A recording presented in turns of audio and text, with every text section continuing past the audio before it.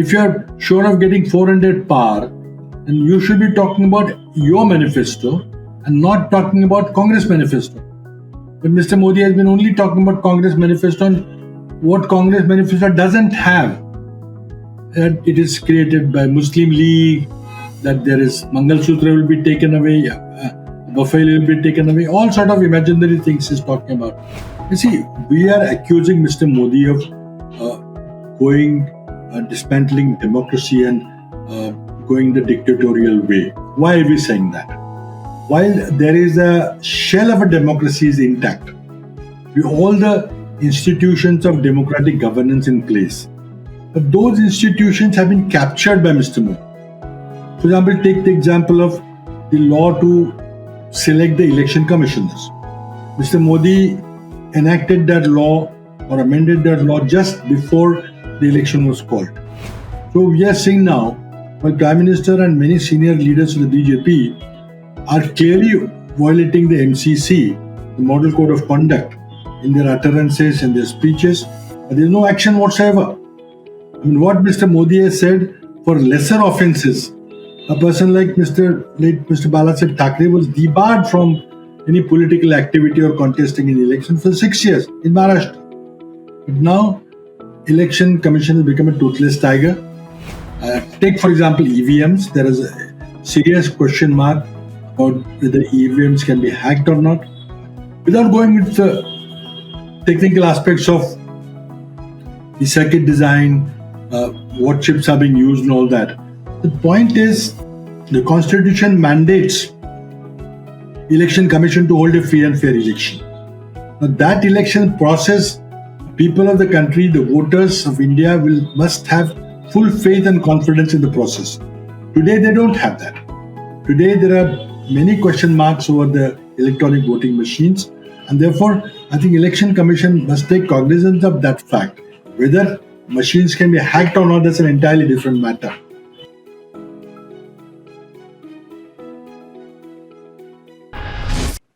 Namaskar. Welcome to another episode of Dialogue. I have with me the former Chief Minister of Maharashtra, Mr. Prithviraj Chavan. And I want to know from him how the Mahavikas Aghadi is doing in Maharashtra. And next Monday is Mumbai voting. Let's talk about all of that. Let's get right into the show.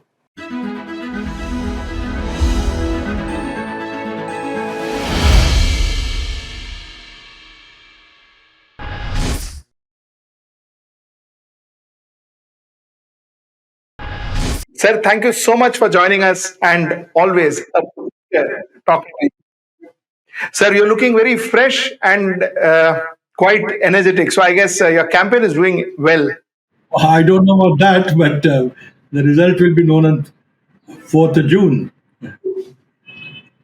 But sir, how is Maharashtra looking? Maharashtra is looking good from our point of view. The three-party alliance has clicked. There were some initial hiccups in seat distribution. We had a minor issue with Shiv Sena on 2 seats, where we thought that we did not get a fair deal. But after that matter was sorted out, one way or the other, it has been good going all the way. Three parties are gelled together. We have brought to the table strength in areas where we're weak. We have complemented where Shiv Sena wasn't very strong, where HCP wasn't very strong. So I think all of us have brought strength to each other. And I think it is definitely plus more than what Mr. Shinde and Ajit Pawar had brought to the BJP on the other side. Sir, there is a feeling that Congress is getting along with Shiv Sena far more closely than Congress was getting along with NCP earlier on. Is that true, or is it just a? No, I think the point is we all realize that it is a do or die situation. If Mr. Modi wins a third term, I think there will be no democracy. We'll have no role left for any opposition parties, or there will be no role for any political activity whatsoever. So it is a battle of survival. whether the democracy survives, whether India will be the whole idea of India that Nehruji and our founding fathers created. Will that India be still there? That is the question. And I think we are fighting as if this is the last election. If you don't do well, if Mr. Modi comes back to power again, there'll be nothing left of democracy. And that's why I think we are doing well. We're gelling well together. Earlier, I think when situation was not as dire as now, there were difficulties, there were tensions, but now I think we're fighting this election smoothly together. So the manifesto, Congress manifesto was definitely spoken about. Can you tell us a little more about that? Absolutely, this is takes on what we did in Karnataka and Telangana, where certain guarantees were offered to the people. And when we won the election based on those guarantees or those promises, we implemented them. And that's why we are emboldened to now expand that theme of giving guarantees. These are assurances which we call guarantees. We are more emboldened that we should do it on a larger scale, at a national scale. And what worked in Karnataka and Telangana will surely work in Delhi also. It's an outstanding document. It caters to the needs of five different segments of the society: the youth, the farmers, the women, the workers, and there's an element of social justice for all the exploited classes. And each segment we are giving five guarantees. So it is 5 into 5, 25 different guarantees, all tangible, all implementable, all people can realize what they will get if the Congress government comes to power or if the India alliance comes to power. So it's a very, very strong document. It's a really blueprint of governance when you come to power. And I think Mr. Modi is only talking about Congress manifesto, but he's not talking about what is in the manifesto. He's talking about what is not in the manifesto. He's talking about imaginary Congress manifesto. And I think scoring a self goal all along. Because yeah, I was just saying, if you're sure of getting 400 par, then you should be talking about your manifesto and not talking about Congress manifesto. But Mr. Modi has been only talking about Congress manifesto, and what Congress manifesto doesn't have. It is created by Muslim League, that there is Mangal Sutra will be taken away, buffet will be taken away, all sort of imaginary things he's talking about. And I think that has backfired. That's why he has to do a course correction, which he did in Varanasi while filing his nomination, and completely lied to his teeth, saying that I never against Hindu Muslim. If I do Hindu Muslim, I'm not fit to be a public servant. That's all fine. But what he has said already is on record. He can't wish it away. So I think the manifesto part is one very important component of this campaign. Sir, in your vast experience, both in center and in state, have you seen have you ever been part of a manifesto which is like this with such depth? Would you call Well, it one of your best manifesto? no, I think it's a very fine document giving promises which are completely implementable. There have been manifestos of the Congress party in the past where we promise the moon, but sometimes we're not able to deliver it. But I think this manifesto, we learned a lot from what we did in Karnataka and Telangana. I think we have promised. I think there's a lot of social safety net is being built for educated youth, graduates, and diploma holders, about women empowerment, about giving guarantees to the farmers, about a law for the minimum support price, a commission to do the loan waivers. It's not a random activity, but there'll be a commission who look after rural distress. There are very, very fine points which we are assuring. We are assuring like Pahli Nokri Pakki, that means the Apprenticeship Act will give you up to 1 lakh rupees a year for in order to find a job. There are very nice elements there. Many of it is in the nature of social security net. Many the livelihood support, youth. There is not a future is not all dark because huge unemployment challenge. So in order to meet that unemployment challenge, after you graduate out, you are giving some support for a year so that you can find a job and you're not literally on the roads during that time.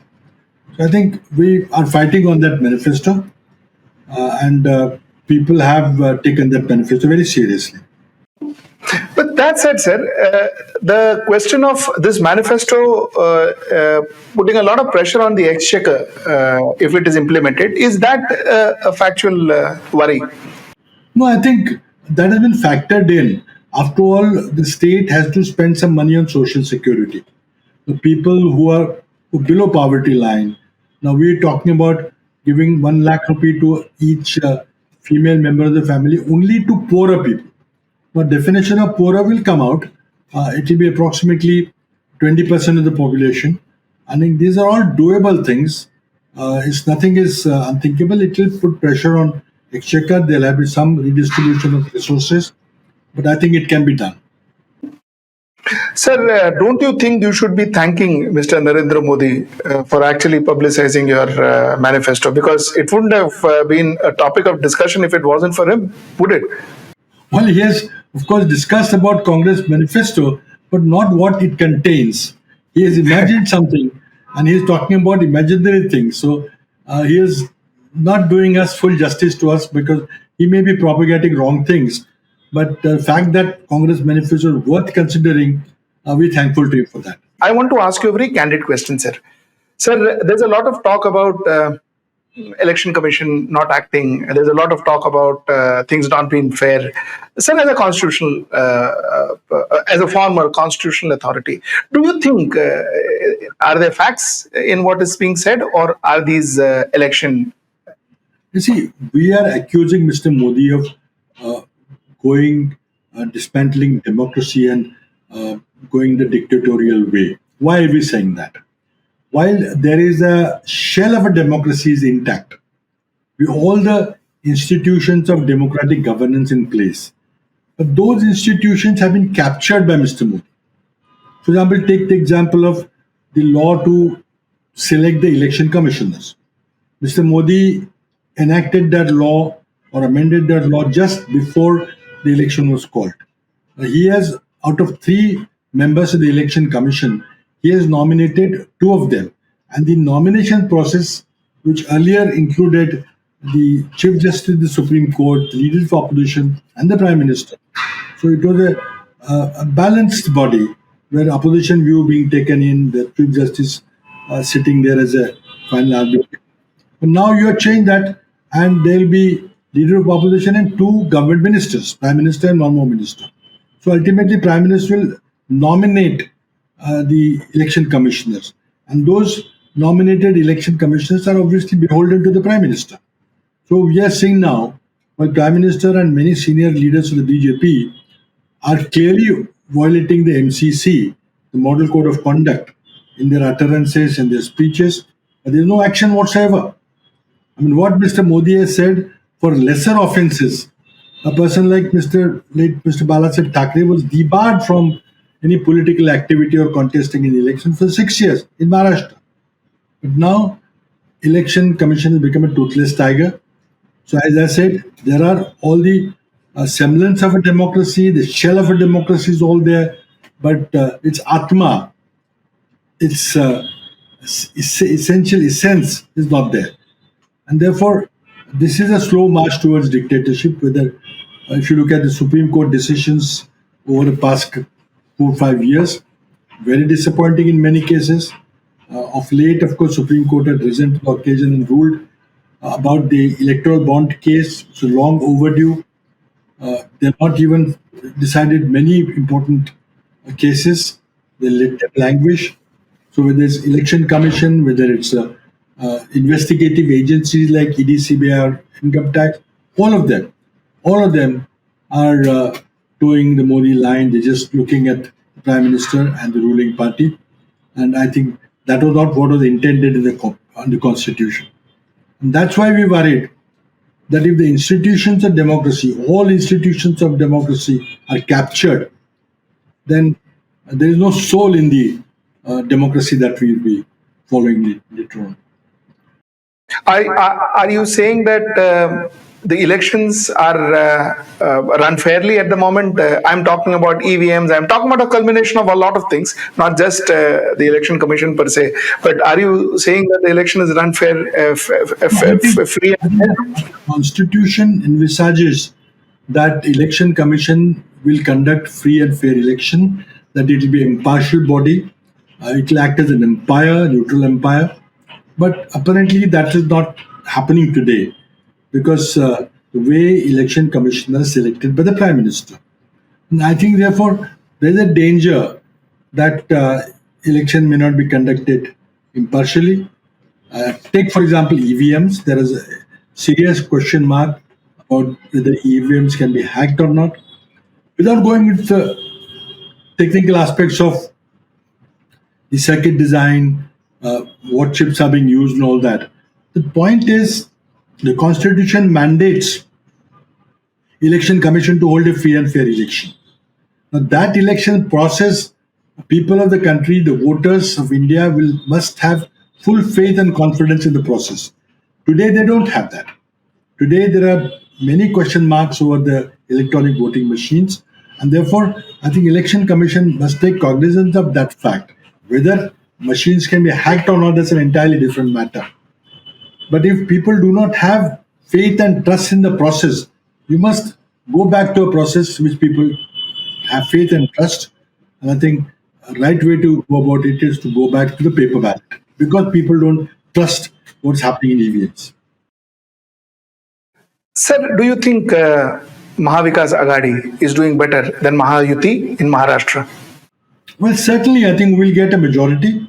I've been saying all along, ever since the election began, that Mahavikas Aghadi will get a majority, which means out of 48 seats, we'll at least get 25 or so.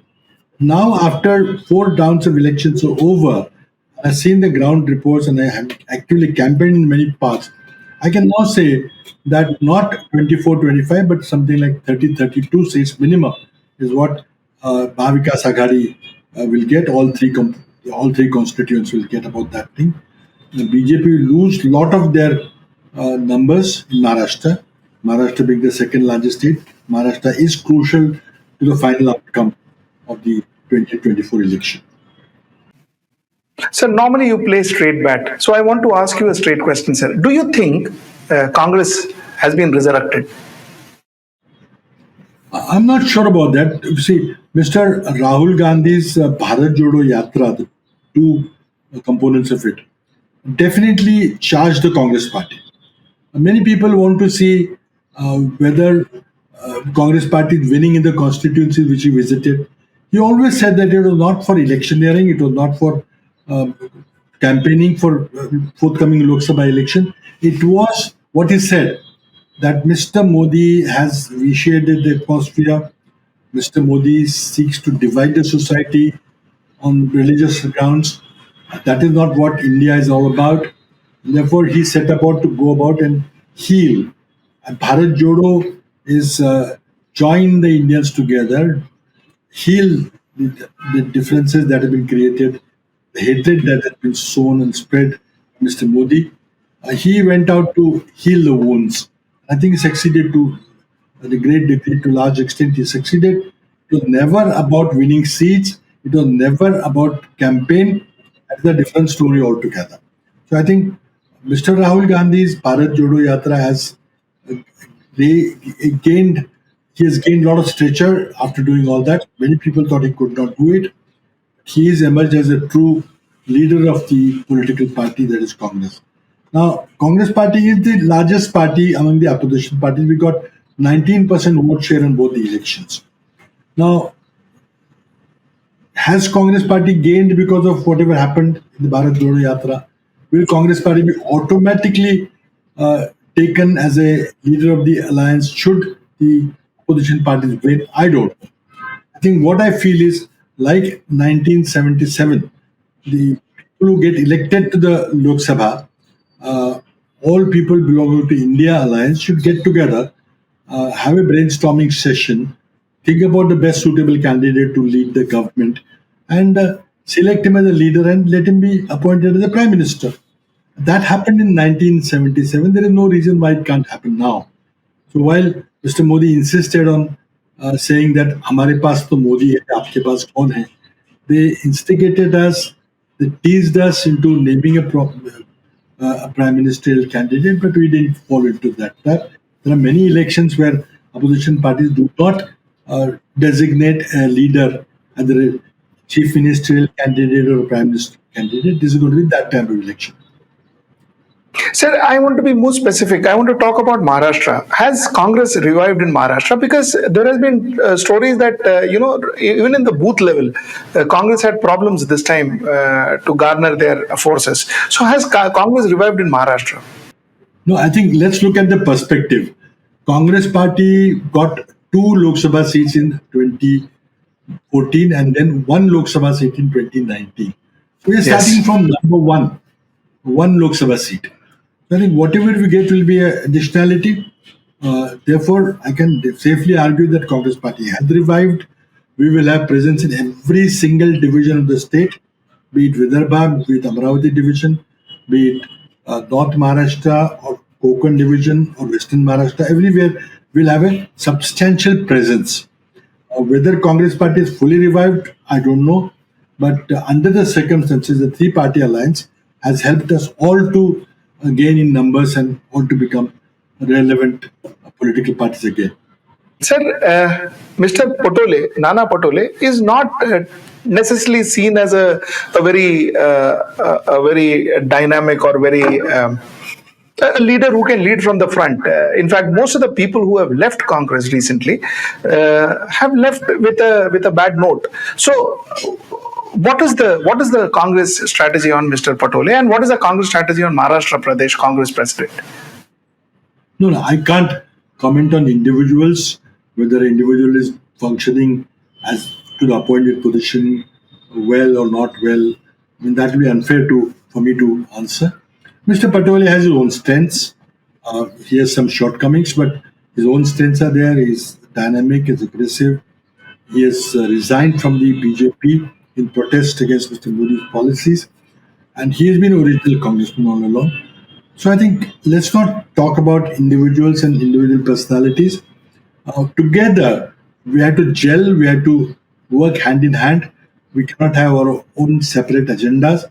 If we do that, then I think we'll not be a powerful fighting machine which is required to win elections at Lok Sabha and Assembly elections. So the reason why I was talking about an individual is because this is the time that Congress needs strong leadership, and that is where we find that we have a problem.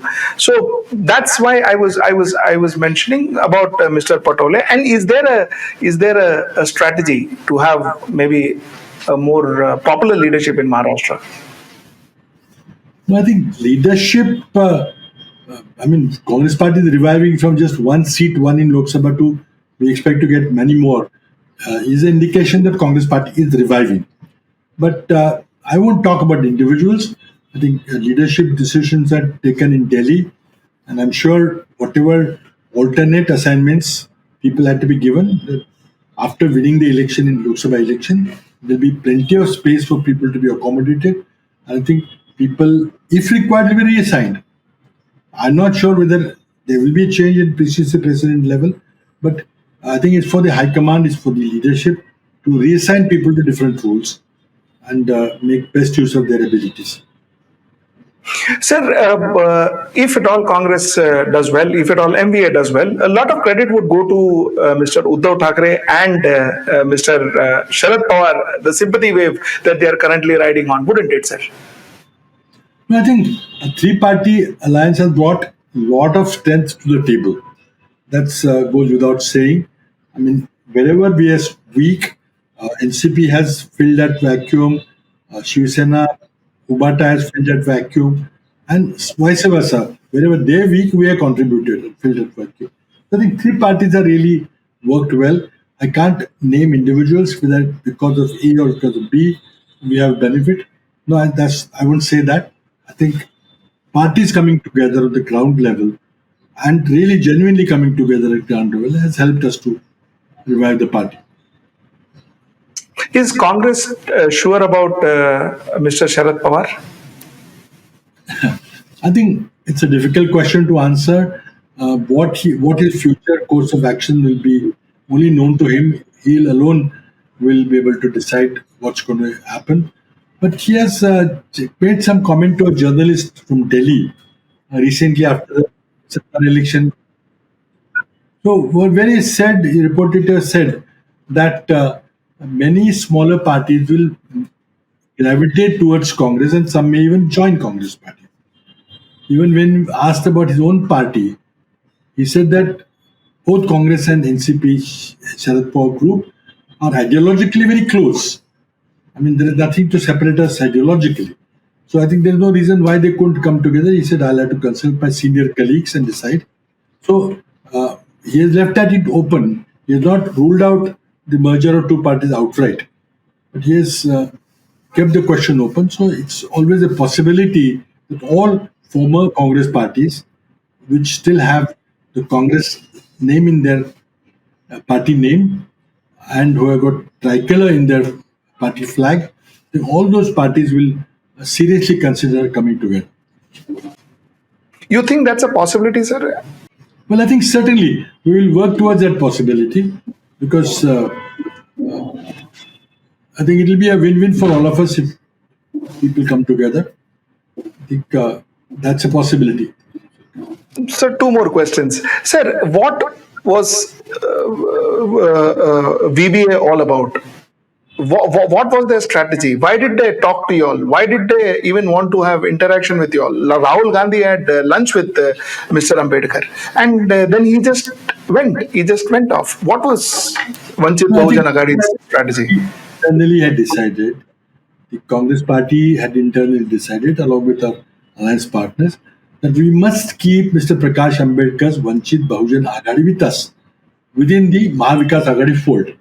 We even offered him certain Lok Sabha seats, including Akola, where he's going to contest now. We could have continued the dialogue and there could have been a plus minus about which particular seat and why not this, why not that. But we always felt that he was never serious about an alliance with the Mahavikas Aghadi. I think he had his leanings towards Mr. Modi. And apparently what he has now done is now attempting to split the opposition vote.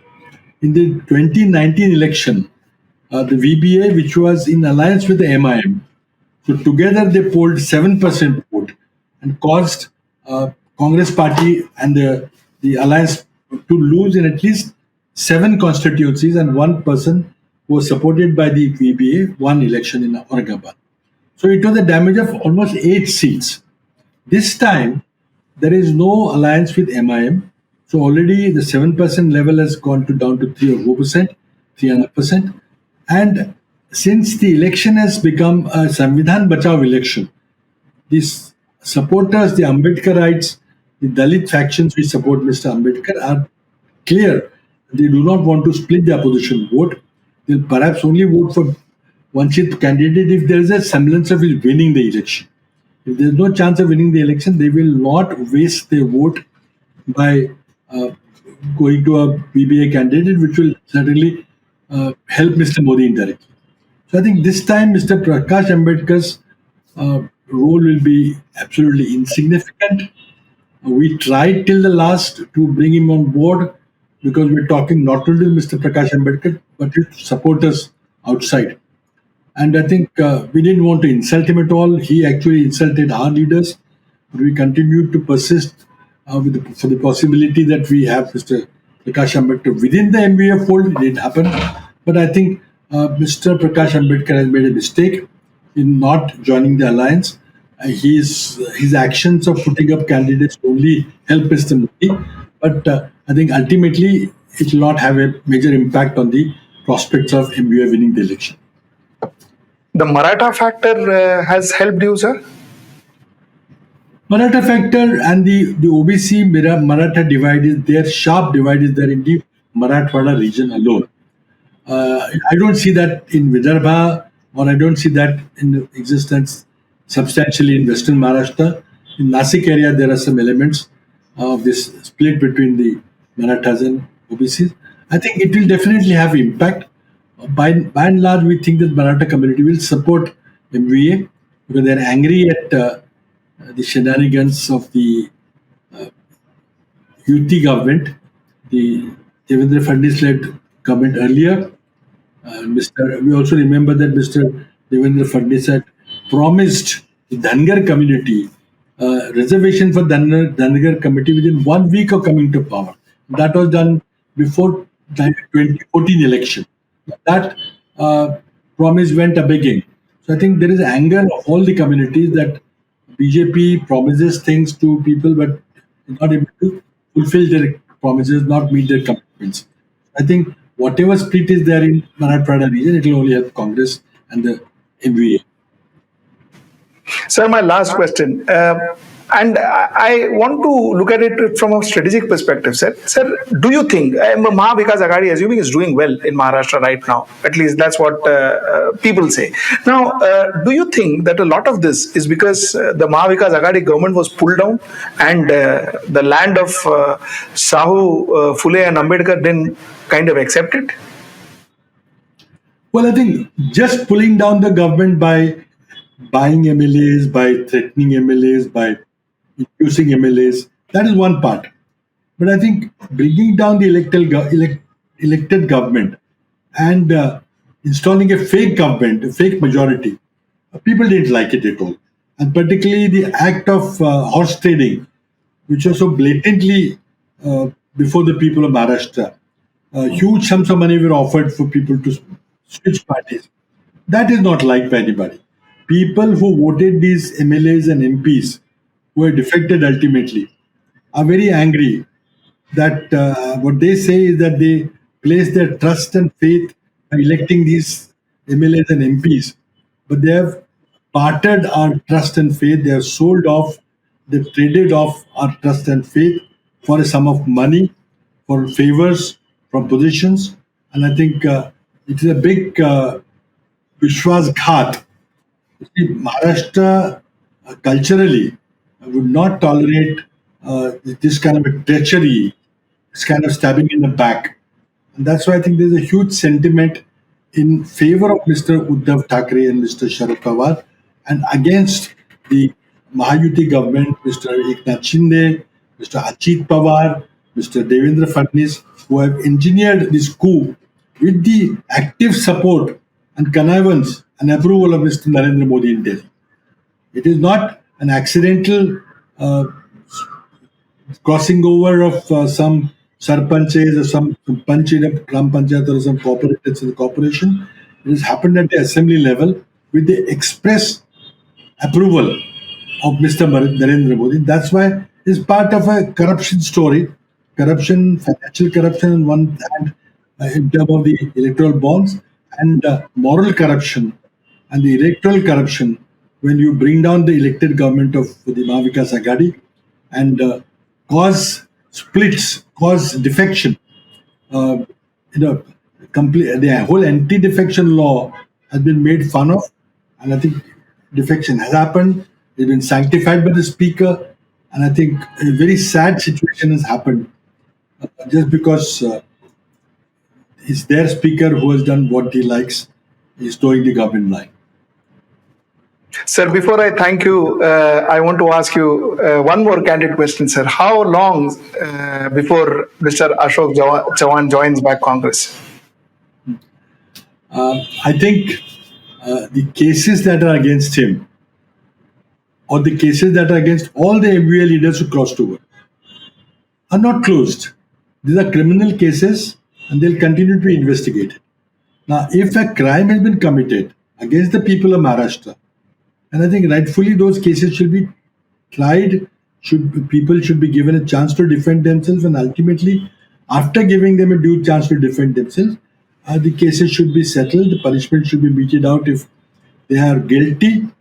But I think many of the leaders who left us will probably come back in the hope that the authorities do not move against them and create further problems for them. I think while many of them are shifted for inducement, many have shifted for getting some year of office, but many others are left only because of the threat of action by ED, CBI, income tax. And I think those people, if they fear that the action would continue under the new government, probably will attempt to come back. But I think they may come back, but they will not be given any position of responsibility for quite some time. You can rest assured on that. Sir, thank you so much for talking to me, and always your candid and straight bat is always a pleasure to listen to. Thank you so much, sir. Thank you so much. Thank you. Thank you. Stay ahead with our cutting edge news app. Instantly access the latest shorts in just 1 minute and breaking news in just 50 words. Download now for a smarter, faster news experience.